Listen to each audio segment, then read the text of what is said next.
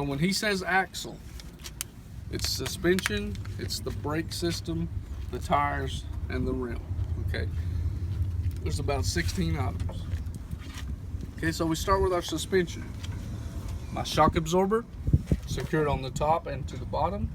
I'll make sure it's not bent and it's not leaking. Second thing is the springs. The springs are properly secured on both sides. None are missing, cracked, or damaged. Okay.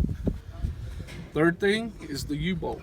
So if we look down behind the shock, it's the U-bolt that connects them all together. Okay, it's like an upside down. Okay. Good? Okay. So I'll make sure the U-bolt is not bent or loose. All the nuts are tight. The fourth piece on our suspension is the brackets. Okay. It's just the bracket that secures the springs to the truck. Okay. This big bracket right here.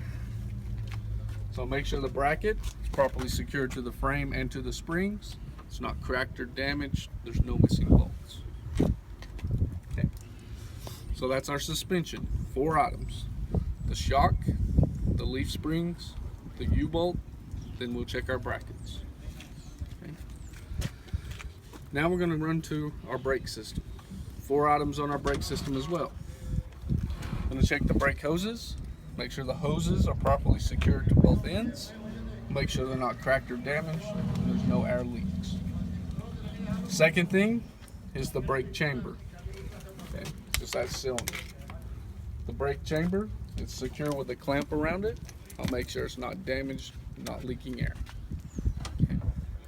Third item is our slack adjuster and push rod. Okay, this is what most people mess up on. The slack adjuster is the one that's vertical. The push rod is the horizontal. Okay. So the slack adjuster and the push rod, I'll make sure that they're properly secured. None of the pins are missing, and it doesn't play more than 1 inch. Okay. Then the last thing, we're going to check the brake pads inside the wheel. We'll also check the drum. Make sure that the pads are thick enough, the drums don't have any cracks or breaks or damage on them. For the free play, that it didn't move at all. Right. The only way to actually be able to check it, which you don't have to do on the test, is you put something behind the wheels, you push your brake valves in, then you get out and manually pull it. But you don't have to do that on the test, just explain. Make sure it doesn't move more than 1 inch. Okay. Alright, so that's our brakes. Brake hoses, chamber and clamp, slack adjuster and our push rod, the brake pads and the shoes. Pads and drums, sorry. Okay. The brake system on the front, the middle, and the back, all the same, no differences. Okay. Alright, then we're going to check out our tire. First thing, I'm going to check the tread. The tread has to be more than 4/32 deep. Okay. I'll check the top, make sure it's worn evenly.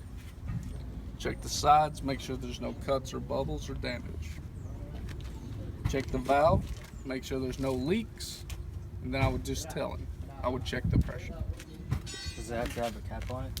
It's supposed to, Yeah. but you don't have to, like, if you ever see anything wrong with this truck, you don't have to mention, hey, this is wrong. Just explain this is what I would check on any truck. Okay. So technically you're not really critiquing what's wrong with this one, just any truck you check. Okay. Alright, so that's our tires. More than 4/32 of tread, even on top, no bubbles or cuts, valve no leaks. I would check the pressure. Okay. Last thing on our axle is our wheel or rim. The rim, I'll make sure it's not bent, no illegal welds, no damage. I'll check the lug nuts, make sure none are missing. I'll make sure that they're all secured. There's no rust between the nut and the rim. Last thing is the hub seal. Make sure the hub seal is not leaking. So rim, no cracks, welds, or damage. Lug nuts, none are missing. Lug nuts are all tight. There's no rust between them. My hub seal, I'll make sure it's not leaking. Okay. All right.